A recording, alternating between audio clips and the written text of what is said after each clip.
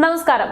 ദുരന്തമുഖത്ത് പോലും കണ്ണിൽ ചോരയില്ലാത്ത നടപടികളാണ് പല മനുഷ്യർക്കും ഉണ്ടായിക്കൊണ്ടിരിക്കുന്നത് എന്നതാണ് യാഥാർത്ഥ്യം. വയനാട്ടിലെ ഉരുൾപൊട്ടൽ ദുരന്തത്തിന്റെ ഭാഗമായി അവിടെയുള്ള മലയാളികളെ ചേർത്ത് പിടിക്കാൻ നമ്മൾ ഓരോ മലയാളികളും ശ്രമിച്ചുകൊണ്ടിരിക്കുമ്പോഴും ഇതിനിടയിൽ ശവന്തീനികളായ ചില മനുഷ്യർ ജീവിക്കുന്നുണ്ട് എന്നത് തന്നെയാണ് യാഥാർത്ഥ്യം. ഇപ്പോഴിതാ ഉരുൾപൊട്ടൽ മേഖലയിൽ ഭക്ഷണം വിതരണം ചെയ്യുന്നതിന് ചിലർ പണപ്പിരിവ് നടത്തുന്നുണ്ട് എന്ന മന്ത്രി പി എ മുഹമ്മദ് റിയാസ് തന്നെ പരാതിയായി പറയുകയാണ്. ഭക്ഷണം കൊടുക്കുന്നതിന്റെ പേരിൽ ചിലർ വ്യാപകമായി പണപ്പിരിവ് നടത്തുന്നു എന്നതാണ് പരാതി ലഭിച്ചതെന്നും എന്നിട്ടും മഹാഭൂരിപക്ഷം പേരും ആത്മാർത്ഥമായി ഇടപെടുമ്പോൾ ഈ ഒരു ചെറു ന്യൂനപക്ഷം ഇത്തരം ഒരു പോരായ്മ വരുത്തുന്നത് പ്രയാസകരമാണ് എന്നും പി എ മുഹമ്മദ് റിയാസ് പറയുകയുണ്ടായി. വളണ്ടിയർമാർ എന്ന നിലയിൽ നല്ല രീതിയിൽ പ്രവർത്തിക്കുന്നുണ്ടെങ്കിൽ പോലും മറ്റുള്ളവർ ഇത്തരത്തിലുള്ള കാര്യങ്ങൾ ചെയ്യുന്നത് കൊണ്ട് തന്നെ ജനങ്ങളിൽ ഒരു വിശ്വാസമില്ലായ്മ വരാനുള്ള കാരണമായി മാറുന്നു എന്നതാണ് അദ്ദേഹം തുറന്നടിക്കുന്നത്.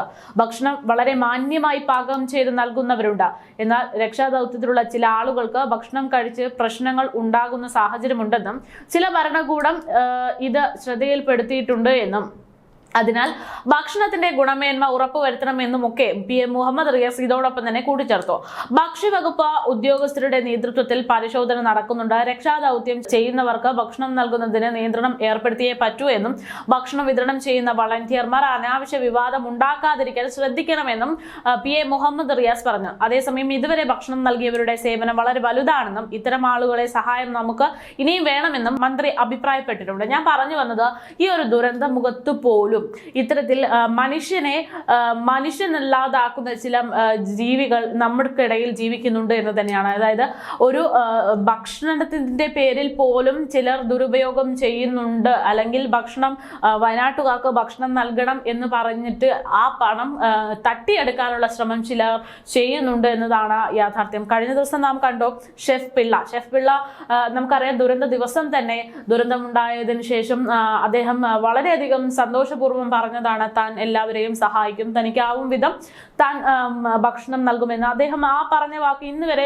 പാലിച്ചിട്ടേ ഉള്ളൂ. അദ്ദേഹം ഓരോരുത്തരെയും സഹായിച്ചുകൊണ്ടിരിക്കുന്ന ഒരു സാഹചര്യമാണ് നാം കണ്ടത്. പക്ഷേ അദ്ദേഹത്തെ വളഞ്ഞിട്ട് ആക്രമിക്കുന്ന ചിലരുണ്ടായിരുന്നു. സോഷ്യൽ മീഡിയയിലൊക്കെ ഷെഫ് പിള്ളയെ വളഞ്ഞിട്ട് ആക്രമിക്കുന്നവർ ചിലരൊക്കെ ചോദിച്ചത്, നിങ്ങളൊരു ഫേമസ് ആവാൻ വേണ്ടി അല്ലെങ്കിൽ പരസ്യം കൊടുക്കാൻ വേണ്ടിയിട്ടാണോ നിങ്ങൾ ഇത്തരത്തിൽ സഹായമൊക്കെ അഭ്യർത്ഥിക്കുന്നത് എന്നതാണ് എനിക്ക് പറയാനുള്ളത്.